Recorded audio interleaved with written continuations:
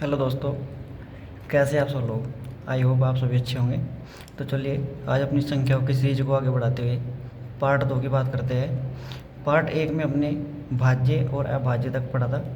यदि आपने वो वीडियो नहीं देखी है तो इस वीडियो के डिस्क्रिप्शन में मैं उस वीडियो को लिंक डाल दूँगा, आप वहाँ से भी उस वीडियो को देख सकते हैं। आज हमारी संख्या का दूसरा भाग है जिसमें हम पढ़ेंगे परिमेय संख्या, अपरिमेय संख्या, सहभाज्य संख्या, संपूर्ण संख्या, पूर्ण वर्ग संख्या और पूर्ण घन संख्या। परिमेय संख्या मतलब रैशनल नंबर, अपरिमेय संख्या मतलब इरेशनल नंबर, सहभाज्य संख्या को प्राइम पेयर, संपूर्ण संख्या परफेक्ट नंबर, पूर्ण वर्ग संख्या परफेक्ट स्क्वायर नंबर, पूर्ण घन संख्या परफेक्ट क्यूब। दोस्तों ये संपूर्ण संख्या है, ये संपूर्ण संख्या है। और हमने पिछली वीडियो में पढ़ा था पूर्ण संख्या। पूर्ण संख्या और संपूर्ण संख्या अलग अलग होती है, तो आप इसमें कन्फ्यूजन ना करें, थोड़ा अच्छे से देखिएगा। तो चलिए दोस्तों, सबसे पहले हम अपनी परिमेय संख्या की बात करते हैं कि परिमेय संख्या होती क्या है।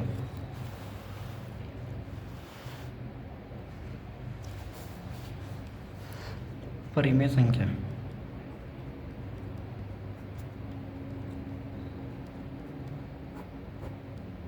परिमेय संख्या परिमेय संख्या देखते क्या होती है। परिमेय संख्या वे संख्याएं जिन्हें हम पी अपॉन क्यू के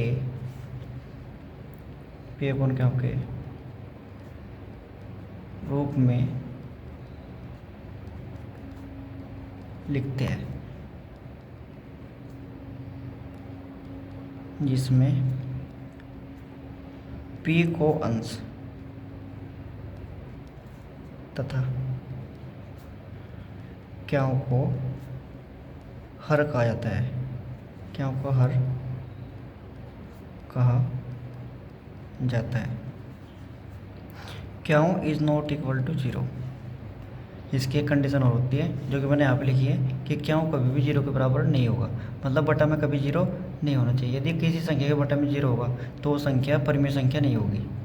ठीक है, यदि किसी भी संख्या को हम 0 से भाग करते हैं तो उस संख्या का उत्तर इन्फिनिटी आता है, मतलब इन्फिनिटी मतलब अनंत, जिसको हम नहीं बता सकते। ठीक है, तो जैसे परिमेय संख्या की बात करते हैं, परिमेय संख्या कौन सी होती है हमारी, जैसे 2/3 ये लिखी हुई, ये भी हमारी परिमेय संख्या है। 5/7 ये भी हमारी परिमेय संख्या है। 9/11 ये सभी हमारी परिमेय संख्या है। ठीक है, अब परिमेय संख्या कौन सी नहीं है, यदि देखो 5 है, 5 के बटा में यदि हमने 0 रख दिया मतलब 5/0 हो गया, तो ये संख्या परिमेय संख्या नहीं है। ठीक है, तो मतलब ये संख्या परिमेय संख्या नहीं होगी। नेक्स्ट,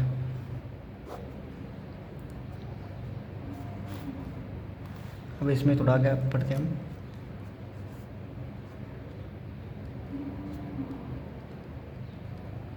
जो संख्या पूर्ण वर्ग होती है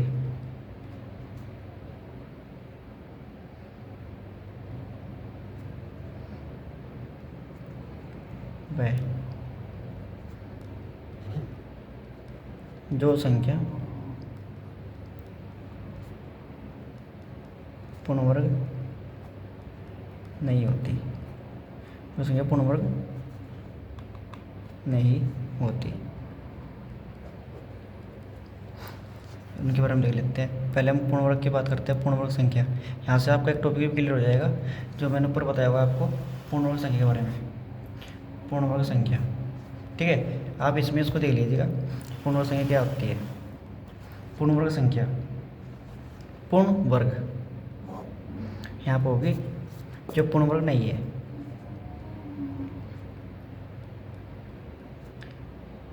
पूर्ण वर्ग संख्या, पूर्ण वर्ग संख्या कौन सी होती है। पूर्ण मतलब पूर्ण रूप से, वर्ग मतलब किसी भी संख्या का स्क्वायर। वर्ग, वर्ग क्या होता है, स्क्वायर। अब स्क्वायर क्या होता है, वर्ग क्या होता है।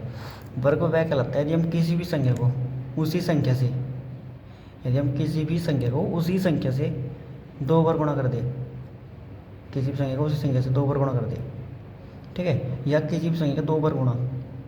मैं देखो यदि आप समझोगे 2 बार गुणा कर देंगे तो 3 बार गुणा हो जाएगी, तो वो नहीं। यदि हम किसी भी संख्या की 2 बार गुणा करते हैं, जैसे हमारे पास 2 है, हम बोल रहे हैं कि इसका वर्ग निकाल लो, तो हमें 2 की 2 बार गुणा करनी होती है, तो ये क्या निकल के आएगा हमारे पास 4। तो ये 4 क्या है, 4 एक पूर्ण वर्ग संख्या है। जैसे हमने 3 की गुणा करी, 3 × 3 तो क्या आ जाएगा हमारे पास 9। तो 9 क्या है, 9 भी हमारे पास पूर्ण वर्ग संख्या है। हमने बात की 4 × 4 तो ये क्या होगा 16, 16 भी हमारे पास पूर्ण वर्ग संख्या है। यदि हम बात करें 5 × 5 तो क्या होता है 25, तो 25 भी हमारे पास पूर्ण वर्ग संख्या है। तो ये सभी हमारे पास पूर्ण वर्ग संख्या है। जो संख्या 2 बार गुणा करने से आती है एक ही संख्या की, एक ही संख्या की 2 बार गुणा करके जो संख्या प्राप्त होती है वो कहलाती है हमें पूर्ण वर्ग संख्या, ठीक है। इसकी डेफिनेशन पर क्या क्या लिखोगे आप, जो संख्या एक ही संख्या की 2 बार गुणा करने से प्राप्त होती है, जो संख्या एक ही संख्या के 2 बार गुणा करने से प्राप्त होती है पूर्ण वर्ग संख्या कहलाती है। अब अपूर्ण वर्ग कौन सी होगी, जैसे हमारे पास 5 है, 5 भी पूर्ण वर्ग है, 6 हो गया 6 भी पूर्ण वर्ग है, 7 है 7 भी पूर्ण वर्ग है, हमारे पास 8 हो गया 8 भी पूर्ण वर्ग है। तो ये सभी अपूर्ण वर्ग संख्या है, ठीक है ना। तो इनके बारे में आपको पता लगा कि पूर्ण वर्ग संख्या कौन सी होती है और अपूर्ण वर्ग कौन सी होती है। तो चलिए थोड़ा आगे चलते हैं, हम इनके बारे में थोड़ा सा बात करेंगे। पूर्ण वर्ग और अपूर्ण वर्ग के बारे में तो हमने बात कर ली। अब हम परिमेय और अपरिमेय के बारे में वो समझेंगे जिसके बारे में हम अभी बात करना चाह रहे थे। पूर्ण वर्ग संख्या, यदि कोई संख्या, याद रखिएगा, यदि कोई संख्या वर्गमूल के अंदर है, यदि कोई संख्या वर्गमूल के अंदर है, वर्गमूल किसे बोलते हैं वो पता जाएगा। यदि कोई संख्या वर्गमूल के अंदर है तो वह संख्या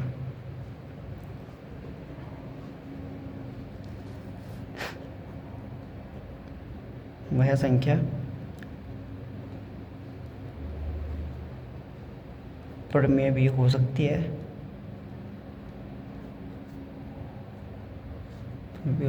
और अपरिमेय भी हो सकती है।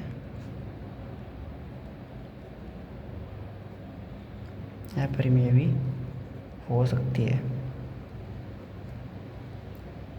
अब बात करें कि वो संख्या जो संख्या वर्गमूल के अंदर होगी तो वो संख्या परिमेय कैसे होगी। तो सबसे पहले बात करते हैं वर्गमूल की। वर्गमूल होता क्या है, अब इसके अंदर एक बड़ा है वर्गमूल। वर्गमूल होता क्या है, वर्गमूल, ठीक है। वर्गमूल क्या होता है, वर्गमूल होता है ये, ठीक है। अब इससे कैसे पता लगा कि ये वर्गमूल है हमारा। ये वर्गमूल हमारा इसलिए है क्योंकि यदि कोई संख्या हमारे पास, यदि कोई ऐसा कोई ब्रैकेट दिखा आपको तो वर्गमूल ही कहलाएगा। वो वर्गमूल कैसे कहलाएगा, क्योंकि इसका मान होता है 1/2। हमेशा वर्गमूल का मान आप ध्यान रखिएगा, वर्गमूल का मान हमेशा कितना होता है 1/2। इस वर्गमूल का मान होता है 1/2। अब इसकी कंडीशन है, वो कंडीशन है कि ये जो 2 होता है ना वो यहाँ पे लिखा हुआ होता है, ठीक है। तो इसलिए इसका मान कितना होता है 1/2। अगर यहाँ पे 3 लिखा हुआ है तो इसका मान कितना होगा 1/3। यहाँ पे यदि 4 लिखा हुआ है तो उसका मान कितना होगा 1/4, ठीक है। ध्यान रखिएगा हम 2 को नहीं लिखते हैं, इसलिए हमेशा ऐसे लगा देते हैं। तो ये क्या है 5 का वर्ग, ये है वर्गमूल 5, सॉरी ये वर्गमूल 5 नहीं है बल्कि ये 5 का, ये 5 जो है वर्ग के अंदर, वर्गमूल के अंदर है, ठीक है। ये 5 क्या है वर्गमूल के अंदर है। देखो अभी मैंने क्या बोला, 5 वर्गमूल के अंदर है, मतलब 5 रूट के अंदर है। यदि 5 हमारा रूट के अंदर है तो ये रूट कहाँ हुआ, इसके बाहर, बाहर मतलब इसके ऊपर। ये देखिए ये क्या होगा, इसके ऊपर होगा। तो ये 5 क्या है, 5 इसके अंदर है और ये रूट कहाँ पे है, इसके ऊपर है, ठीक है। तो इसलिए हम इसको ऐसे भी लिख सकते हैं 5 इसकी पावर 1/2, ठीक है। यदि हमारे पास ये आ गया 5, यहाँ पे 3 लिख दिया तो यहाँ पे हम इसको कैसे लिखेंगे 5 इसकी पावर 1/3। जैसे हमारे पास ये लिख दिया 5, यहाँ पे लिख दिया 4, तो इसे हम कैसे लिखेंगे 5 की पावर 1/4, ठीक है। ये सब चीज़ आप ध्यान रखिए। देखिए अभी अपने बात की, मतलब 5 है, 5 यदि रूट के अंदर है, ठीक है। मोस्टली आप ध्यान रखिएगा कि यहाँ पे 2 लिखा हुआ नहीं होता है, ठीक है। यदि हम जैसे हम बात करें 5 है हमारे पास, यदि हम बात करें 5 की किस संख्या से गुणा होती है, 5 की किस संख्या की गुणा हुई है, सॉरी हो रखी है ऐसी गुणा, इसी गुणा किसके साथ हो रखी है, तो इसी गुणा 1 के साथ हो रखी है, 5 × 1, ठीक है, 5 × 1। तो इसलिए जैसे हम 1 को नहीं लिखते, इसी प्रकार हम यहाँ पे 2 को भी नहीं लिखते, ठीक है। 200 से छोटी संख्या होती है ना वर्गमूल के अंदर, ठीक है, तो इसलिए हम 2 को भी नहीं लिखते, ठीक है, याद रखिएगा।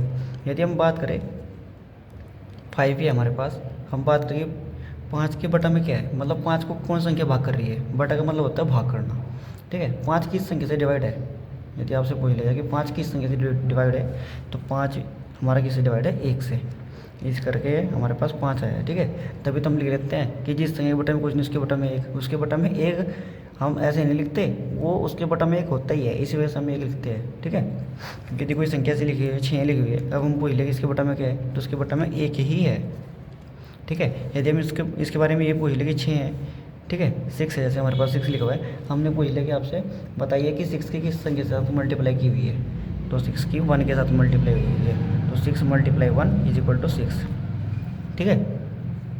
इसी प्रकार यहाँ पे आप याद रखिएगा, यहाँ पे 2 होता है लेकिन लिखा हुआ नहीं होता, ठीक है, इसलिए आप ध्यान रखिए। दोबारा से रिवाइज कर देता हूँ, जैसे रूट है हमारे पास, तो रूट का मान होता है 1/2,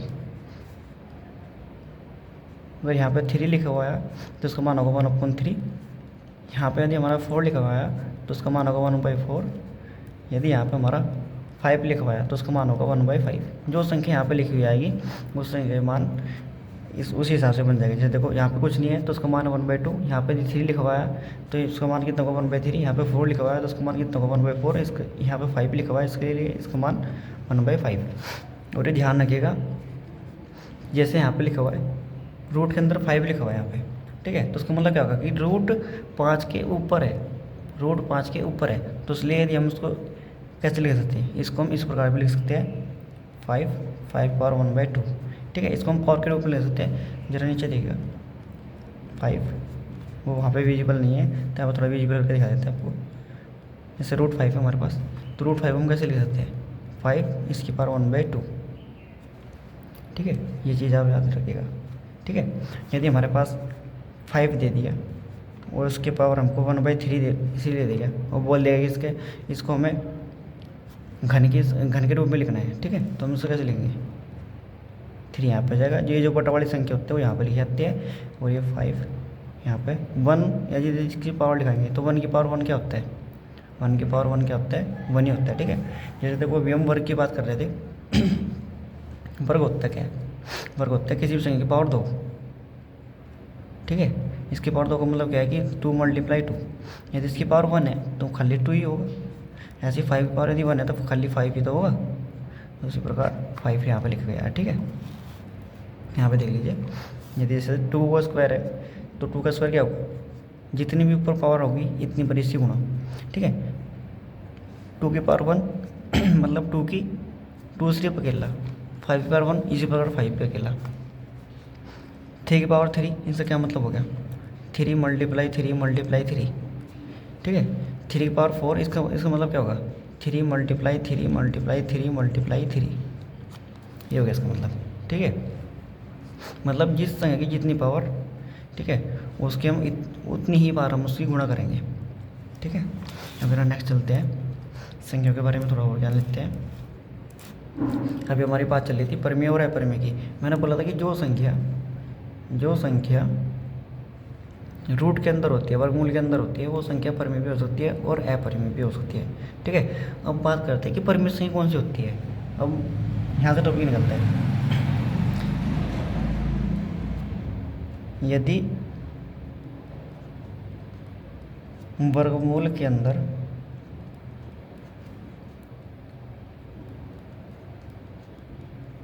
पूर्ण वर्ग संख्या है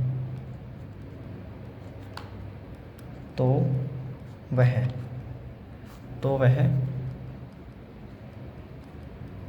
परिमेय संख्या होगी। यदि वर्गमूल के अंदर पूर्ण वर्ग संख्या है तो वह परिमेय संख्या होगी। अब आपको पूर्ण वर्ग का पता लग गया, ठीक है, बता दिया मैंने पूर्ण वर्ग संख्या कौन सी होती है। पूर्ण वर्ग कौन सी होगी, वह संख्या जो एक ही संख्या की 2 बार गुणा करने से प्राप्त होता है। एक ही संख्या की 2 बार गुणा करने से प्राप्त संख्या को पूर्ण वर्ग संख्या कहते हैं। ठीक है, तो वही संख्या क्या होगी, वो मेरी पूर्ण वर्ग संख्या होगी। अब पूर्ण वर्ग कैसे है, जैसे देखिए हमारे पास रूट के अंदर हमारे पास लिख दिया है 4, रूट के अंदर हमारे पास क्या लिख दिया 4। तो यदि हम इसकी बात करें कि ये संख्या पूर्ण वर्ग कैसे है, तो ये संख्या पूर्ण वर्ग कैसे है, तो उसमें बताएंगे 4 है। ठीक है, और 4 के ऊपर क्या लगा हुआ है, रूट लगा हुआ है। तो रूट का मतलब क्या होता है, 4 की पावर 1/2। ठीक है, अब 4 भी क्या होता है, 4 होता है, अब हमें 4 के बारे में पता है कि 4 क्या होता है, 2 × 2, 2 × 2 मतलब 2 की पावर 2।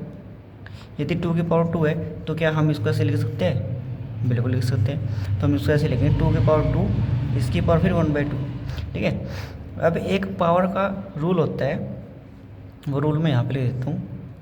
वो रूल क्या होता है, यदि कोई संख्या है x, यदि कोई संख्या x है, उसकी पावर m है और फिर उसकी पावर n है, या उसकी पावर और भी है, मतलब बात कहने की इतनी है, यदि पावर के ऊपर पावर लगी हुई होती है तो तब इसका रूल क्या बनेगा, तब इसका रूल होगा x की पावर m की पावर n। तो उसे हम कैसे लिखेंगे, x की पावर m × n। यदि पावर के ऊपर पावर होगी तो वह मल्टीप्लाई के रूप में लिखी जाएगी।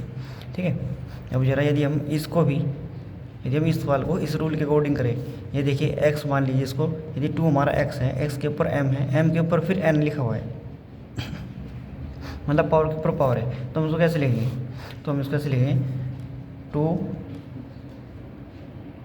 फिर 2 × 1/2। ठीक है, अब ये ऊपर हो गया, ये नीचे होगा, तो बटा में 2 कट गया। ठीक है, यहाँ से कितना है हमारे पास निकल गया 2, और 2 की पावर कितनी लगेगी, सिर्फ 1। 2 की पावर कितनी लगेगी, सिर्फ 1। ठीक है, अब 2 की पावर 1 क्या होगा, खाली 2 हो गया। अब बताइए 2 परिमित संख्या क्या नहीं है, 2 परिमित संख्या क्या नहीं है। तो हमने परिमित संख्या की बात कैसे बताई थी, हमने परिमित संख्या वो बोला था यदि कोई संख्या p/q के रूप में लिखी जाए। ठीक है, जो संख्या हमारी p/q के रूप में लिखी होगी वही संख्या परिमित संख्या होगी। अब ये तो खाली p है, क्यों कहाँ गया इसका बटा वाला, क्यों कहाँ गया, तो भाई जिसके बटा में क्यूस नहीं होता उसके बटा में 1 भी तो होता है ना, तो इसलिए p/q में क्यों। ठीक है, मैंने बटा के रूप में जब 1 लिखा हुआ है, अब 1 के बारे में आपको डाउट नहीं होना चाहिए कि 1 आया कहाँ से। ठीक है, 1 मैंने आपको बताया था। ठीक है, अब जरा नेक्स्ट चलते हैं, परिमित संख्या आपको पता लग गई। अब परिमित संख्या में एक टॉपिक और आता है, वो इसको भी आज याद रखिए। जो संख्या सिंबल SYMBOL, सिंबल मतलब क्या होता है, प्रतीक या संकेत,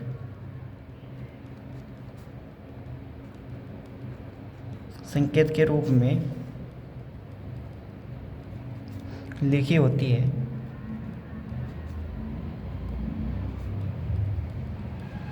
वह संख्या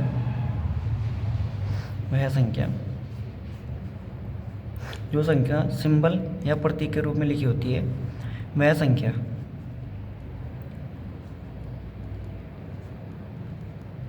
परिमेय संख्या नहीं होती है। ठीक है, अब कैसे, जैसे देखिए हमारे पास पाई है। ठीक है, उसे क्या बोलते हैं, पाई। ठीक है, अब जैसे हमारे पास पाई है, पाई की यदि हम बात करें तो पाई का मान होता है 22/7। ठीक है, अब यदि हम इस हिसाब से इसको मान लें कि पाई हमारी परिमेय संख्या है, तो ये गलत होगा। ठीक है, पाई क्या है, सिर्फ संकेत है, और इस संकेत का मान दिया जाता है कितना, 22.7, 22/7। 22/7 हमारा परिमेय संख्या है, ना कि पाई। यदि पूछ लिया जाए कि पाई हमारा परिमेय संख्या क्या नहीं है, तो पाई हमारा परिमेय संख्या नहीं है। यदि परिमेय संख्या नहीं है तो कौन सी होगी, अपरिमेय संख्या होगी। यदि अपरिमेय संख्या नहीं है तो कौन सी होगी, अपरिमेय संख्या होगी। ठीक है, तो अपरिमेय संख्या भी मैं इसी संख्या के अंदर निकलवा देता हूँ आपसे कि अपरिमेय संख्या कौन सी होगी। ठीक है, देखिए आप जरा याद रखिए, जो संख्या परिमेय संख्या नहीं होगी वो संख्या कौन सी कहलाएगी, अपरिमेय संख्या कहलाएगी। जो संख्या परिमेय होगी वो तो खैर परिमेय हो गई, लेकिन जो संख्या परिमेय नहीं होगी वो संख्या कौन सी होगी, वो होगी अपरिमेय संख्या। ठीक है, अब जरा अपरिमेय संख्या के बारे में कुछ और बता देते हैं हम आपको कि अपरिमेय संख्या होती है। अपरिमेय संख्या,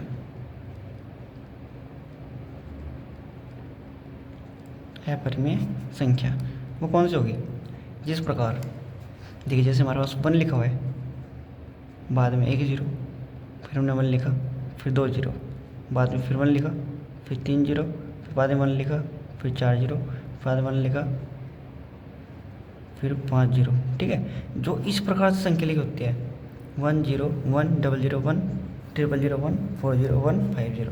ठीक है, तो ये संख्या हमारी किस संख्या के अंदर आती है? ये संख्या हमारी अपरिमेय संख्या के अंदर आती है। ठीक है, याद रखिएगा। मोस्टली इस प्रकार से लिखोगे, लेकिन ये ऐसे नहीं होगी, ये होगी पॉइंट के बाद में। जैसे हमारे पास 2 है, 2.1 0 1 0 0 1 0 0 1 0 0 0 0। ठीक है, 1 0 0 0 0 0। तो ये संख्या हमारी कौन सी कहलाएगी? ये संख्या हमारी अपरिमेय संख्या के अंदर आएगी। ठीक है, सपोज कीजिए जैसे हमारे पास 5 लिखा हुआ है, 5.1 0 0, फिर 1 0 0 1 4 टाइम 0 1 5 टाइम 0। ठीक है, तो ये संख्या हमारी कौन सी होगी? ये संख्या हमारी अपरिमेय संख्या के अंदर आएगी। ठीक है, अभी हमारी परिमेय संख्या होगी, अपरिमेय होगी, और पूर्ण वर्ग संख्या भी हमारी इसी के अंदर खत्म हो चुकी है। ठीक है, अब हम बात करेंगे नेक्स्ट संख्या की। नेक्स्ट संख्या आती है हमारी संपूर्ण संख्या। संपूर्ण संख्या। अभी संपूर्ण संख्या होती क्या है? संपूर्ण संख्या क्या बोलते हैं इंग्लिश में? Perfect number.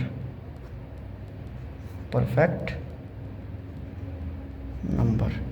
ठीक है, अभी परफेक्ट नंबर होता क्या है? ठीक है, जरा इसकी बात सुन लीजिए कि परफेक्ट नंबर क्या होता है। इससे पहले आप एक चीज़ सीख लीजिए, एक होता है हमारा फैक्टर। ठीक है, फैक्टर को हिंदी में क्या बोलते हैं? गुणनखंड। गुणनखंड। यदि सिंपल सी भाषा में यदि आपको बताया कि गुणनखंड होता क्या है, कि दी गई संख्या किन किन संख्याओं से कट रही है। गुणनखंड मतलब ये जो संख्या है, कोई भी संख्या होगी दी गई, वो किन किन संख्याओं से कट रही है।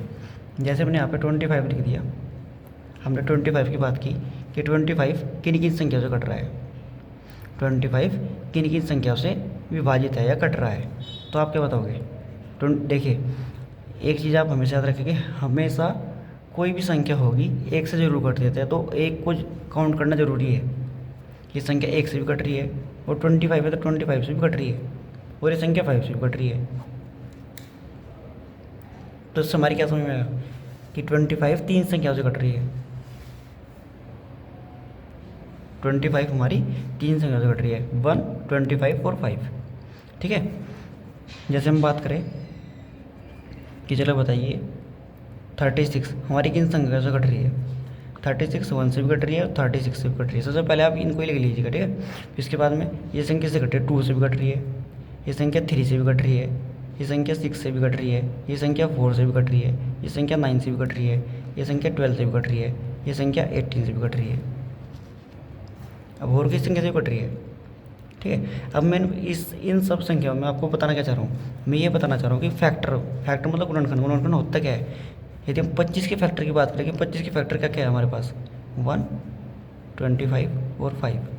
मतलब 25 किन किन संख्याओं से कटता है? जिन जिन संख्याओं से कटता है वे सभी संख्याएँ क्या कहलाएगी? 25 की फैक्टर। जैसे 36 है, 36 के फैक्टर कितने टोटल? 1 2 3 4 5 6 7 8 9। टोटल कितने फैक्टर है इसके? 9 फैक्टर है। ठीक है, मतलब 36 किन किन संख्याओं से कट रहा है वो संख्या क्या कहलाएगी? इसकी फैक्टर कहलाएगी। ठीक है, तो ये सभी क्या है इनके फैक्टर। तो आपको फैक्टर के बारे में पता लगा। अब हम बात करते हैं संपूर्ण संख्या की, क्योंकि संपूर्ण संख्या के अंदर फैक्टर का एक रोल होता है। ठीक है, इसलिए मैंने आपको फैक्टर समझा दिया कि फैक्टर होता क्या है। ठीक है, अब जरा नेक्स्ट देखिए, संपूर्ण संख्या के बारे में बताएंगे आपको। संपूर्ण संख्या,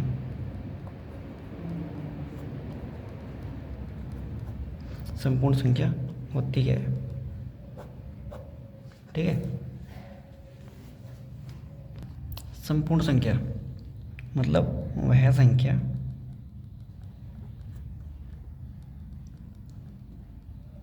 जिसके फैक्टर का योगफल, फैक्टर का योगफल, योगफल मतलब जोड़। ठीक है, जिसके फैक्टर का योगफल दी गई संख्या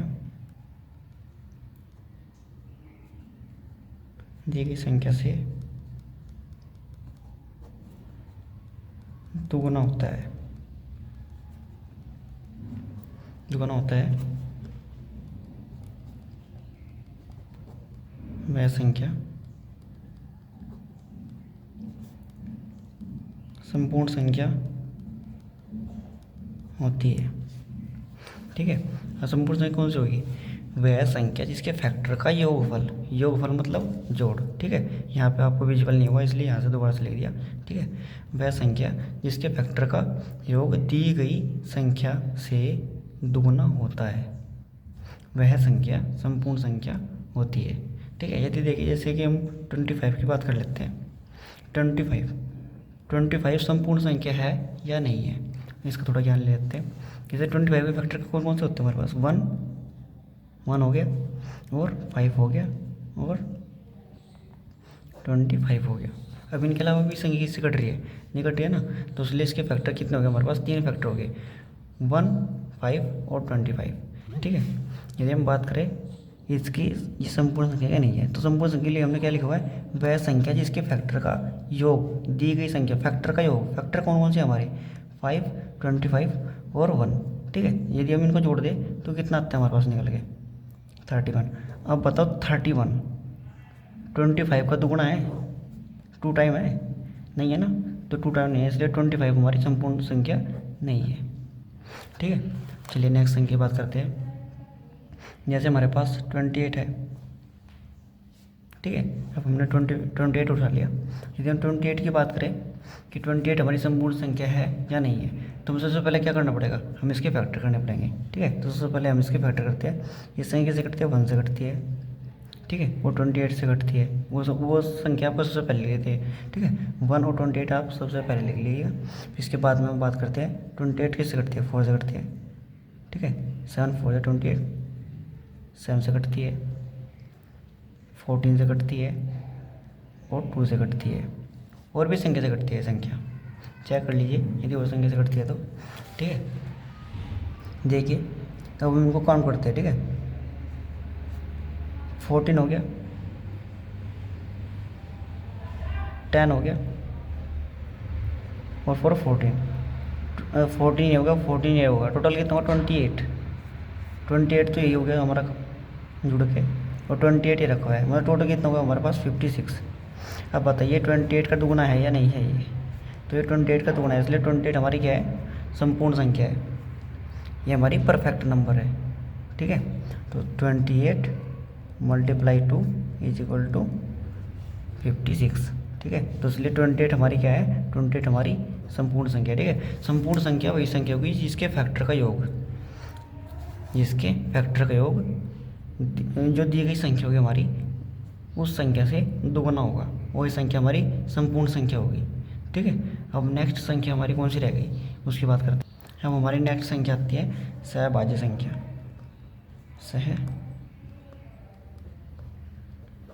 सहभाज्य संख्या। अब ये सहभाज्य संख्या कौन सी होती है हमारी? सहभाज्य संख्या, इसको क्या बोलते हैं? को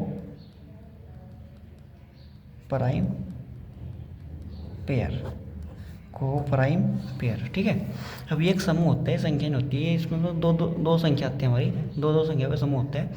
ठीक है, अब उनसे पूछ लिया जाएगा कि ये संख्या सहभाज्य है कि नहीं है। ठीक है, अब मैं आपको एग्जाम्पल के साथ समझाता हूँ उसको कि सहभाज्य संख्या होती क्या है। ठीक है, अब अगर आपको हिंदी में बता दीजिए, चलो आपको बता देता हूँ पहले बोल के कि सहभाज्य संख्या कहते हैं इसको। सहभाज्य संख्या वह संख्या हमारी सहभाज्य होगी यदि हमारे पास कोई संख्या का रूप लिखा हुआ है, 2 संख्या हमारे पास है। ठीक है, ब्रैकेट के अंदर, कोष्टक के अंदर हमारे पास 2 संख्या दे दी गई है और हमको बोल दिया गया कि ये संख्या सहभाज्य है या नहीं है, तो हम उसको कैसे बताएंगे? जो हमारी 2 संख्या होगी, यदि उन 2 संख्याओं में से कोई भी एक संख्या किसी दूसरी संख्या से कट रही होगी तो वो संख्या सहभाज्य संख्या नहीं होगी। नेक्स्ट चीज़ जो आपको याद रखनी है, पहली चीज़ आपको ये याद रखनी है कि जो 2 संख्या होगी वो संख्या जो है किसी भी एक दूसरी संख्या से नहीं कटनी चाहिए। ठीक है, नेक्स्ट चीज़ जो आपको याद रखनी है इसमें, नेक्स्ट पॉइंट हमारा ये बनता है कि जो दी गई संख्या है, ठीक है, वो किसी कॉमन संख्या से ना कटनी चाहिए। किसी भी कॉमन संख्या होगी, ठीक है, तो उससे भी नहीं कटनी चाहिए। तीसरी चीज़, दोनों संख्या किसी कॉमन संख्या को नहीं काटनी चाहिए। ठीक है, चौथी चीज़। ठीक है, तो ये सब चीज़ इसके अंदर आती है। सबसे पहली बात, जैसे हमारे पास हमको लिख दिया गया 3 और 9, हमको बोल दिया कि ये जो संख्या का समूह है, ये जो पेयर है हमारे पास, क्या ये संख्या हमारी सहभाज्य है या नहीं है। तो देखिए, मैंने अभी सबसे पहली बात क्या बोली थी आपको, कि जो दी गई संख्या है उसमें कोई भी संख्या ऐसी होनी चाहिए कि जो संख्या दी गई संख्या से कट रही हो। ठीक है, मतलब एक संख्या दूसरी संख्या से कट रही हो, ऐसी कोई संख्या होनी चाहिए। अब जरा देखिए, यहाँ पे 9 है, यहाँ पे 3 है, तो 9 3 से कट जा रहा है, तो इस वजह से ये हमारी कोप्राइम पेयर नहीं है। नेक्स्ट, जैसे हमारे पास 6 है और 4 है, हमको बोल दिया गया कि ये संख्या हमारी कोप्राइम पेयर है या नहीं है। तो ये संख्या हमारी कोप्राइम पेयर नहीं है। क्यों? क्योंकि दोनों संख्या ही हमारी 2 से कट रही है, तो इस वजह से ये संख्या कोप्राइम पेयर नहीं है। ठीक है, अब आप पता कैसे लगाओगे कि हमारी जो संख्या है वो सहभाज्य कौन सी होगी। तो सहभाज्य संख्या हमारी वही होगी जो लगातार संख्या होगी। लगातार संख्या मोस्टली तो आप ये याद रखिए कि जो लगातार संख्या होगी, क्रमागत जो संख्या होगी, क्रमागत, ठीक है, क्रमागत संख्या, ठीक है, उसके बोलते हैं लगातार संख्या या क्रमागत संख्या। ठीक है, वही होती है हमारी क्रमागत संख्या, लगातार संख्या। ठीक है, क्रमागत संख्या क्या होती है और लगातार संख्या क्या होती है, इसके बारे में बताते हैं आपको। क्रमागत या लगातार, क्रमागत मतलब क्रम के अनुसार, लगातार मतलब लगातार। ये देखिए 1 है, 1 के बाद क्या आता है 2, 2 के बाद 3, 3 के बाद 4, तो ये सब क्या हो गया हमारी लगातार संख्या। ठीक है, क्रमागत संख्या की बात करें तो क्रम के अनुसार सबसे पहले क्या आएगा 1, फिर आएगा 2, फिर आएगा 3, फिर आएगा 4, मतलब लगातार संख्या और क्रमागत संख्या हमारी एक ही होती है। ठीक है, जो संख्या हमारी लगातार होगी, क्रमागत लिखी होगी, वो संख्या हमारी सहभाज्य संख्या की श्रेणी में जाएगी। ठीक है, जिस प्रकार यदि हम यहाँ पे लिख देते हैं आपको 7 और 8, तो ये संख्या हमारी सहभाज्य है, तो बिल्कुल ये संख्या सहभाज्य है, ये संख्या सहभाज्य है। अब आप बोलोगे ये संख्या तो दोनों एक से कट रही है, ये संख्या दोनों एक से कट रही है ना। मैंने यहाँ पे बताया था आपको कि 4 और 6 ये किसी कॉमन संख्या से कट रही है जो कि 2 है। ठीक है, और ये इसमें भी हमको चलो डाउट क्लियर हो गया कि ये देखिए 9 है, हमारा 3 से कट जा रहा है, तो इस वजह से ये संख्या हमारी सहभाज्य नहीं है। लेकिन ये दोनों संख्या तो एक से कट रही है, अब ये संख्या सहभाज्य कैसे है, तो भैया इसमें एक को काउंट हम नहीं करते, क्योंकि एक तो सभी संख्या काट देगा। यदि एक सभी संख्या काट देगा फिर तो इस हिसाब से हमारी कोई भी सहभाज्य संख्या नहीं रहेगी। ठीक है, तो एक को छोड़कर, ठीक है, आप याद रखिएगा 7 और 8 हमारी क्या है, लगातार संख्या है, जो कि हमारी सहभाज्य संख्या की श्रेणी में आती है। ठीक है, लगातार संख्या में क्रमागत संख्या। ठीक है, अब नेक्स्ट बात करते हैं, सहभाज्य संख्या हमारी होगी। अब इसके बाद जो आता है वो होगा पूर्ण घन संख्या। पूर्ण घन संख्या, पूर्ण घन संख्या कौन सी होगी, जिस प्रकार हमने आपको पूर्ण वर्ग संख्या बताई है, उसी प्रकार हमारी पूर्ण घन भी होती है। ठीक है, पूर्ण घन संख्या वह संख्या जो किसी भी संख्या के 3 पर गुणा करने से प्राप्त होती है, किसी भी संख्या के 3 पर गुणा करने से प्राप्त होती है, पूर्ण घन संख्या कहलाती है। कोई भी संख्या होगी, यदि उसको हमने 3 पर गुणा कर दिया, 3 पर यदि हमने 100 गुणा कर दिया लगातार, तो उसे क्या कहलाएगा, हमारी पूर्ण घन संख्या। जैसे हमारे पास 2 ही है। ठीक है, यदि हम 2 की बात करें कि 2 की पूर्ण घन संख्या कौन सी होगी, 2 हमारे एक नंबर है, हमने बोल दिया कि 2 की पूर्ण घन संख्या बताइए। ठीक है, परफेक्ट क्यूब। ठीक है, तो हम क्या बोलेंगे, 2 की परफेक्ट क्यूब क्या होगी, तो इसी संख्या की हमें 3 बार गुणा करनी है, 2 × 2 × 2, 2 2 4 और 4 2 8, टोटल कितना होगा 8, मतलब 2 का जो परफेक्ट क्यूब है वो हमारा 8 है। 2 का परफेक्ट क्यूब क्या है हमारा 8। ठीक है, तो इसलिए हमारा 8 क्या होगा, परफेक्ट क्यूब। 8 क्या होगा हमारा परफेक्ट क्यूब। यदि हम बात करें 3 की, 3 का पूर्ण घन संख्या बताइए, तो 3 की पूर्ण घन संख्या कौन सी होगी हमारी, 3 × 3, तो ये कितना होगा 27। ठीक है, 3 3 जा 9 और 9 3 जा 27, तो ये हमारा 27 हो गया। 27 क्या है हमारा पूर्ण घन संख्या, मतलब परफेक्ट क्यूब नंबर। और 3 क्या है हमारा नंबर, जो क्वेश्चन का नंबर है हमारा 3 है, लेकिन जो उसका आंसर का नंबर है वो हमारा 27 है। ठीक है, तो दोस्तों अपनी इस वीडियो की सीरीज़ को यहीं पे ख़त्म करते हैं। आज हमने सभी संख्या के बारे में सीख लिया है। ठीक है, कल हम नेक्स्ट टॉपिक की बात करेंगे। ठीक है, और आप हमारे इस चैनल पर इस तरीके से बने रहिएगा, हम आपको इसमें बहुत कुछ नया सिखाने वाले हैं, जिस चीज़ से आप सभी लोग अभी तक वंचित है। ठीक है, बहुत कुछ आपको सीखने को मिलेगा, लेकिन बस शर्त इतनी है कि आपको सिर्फ लगे रहना है। ठीक है, तो दोस्तों धन्यवाद, थैंक्स फॉर वॉचिंग।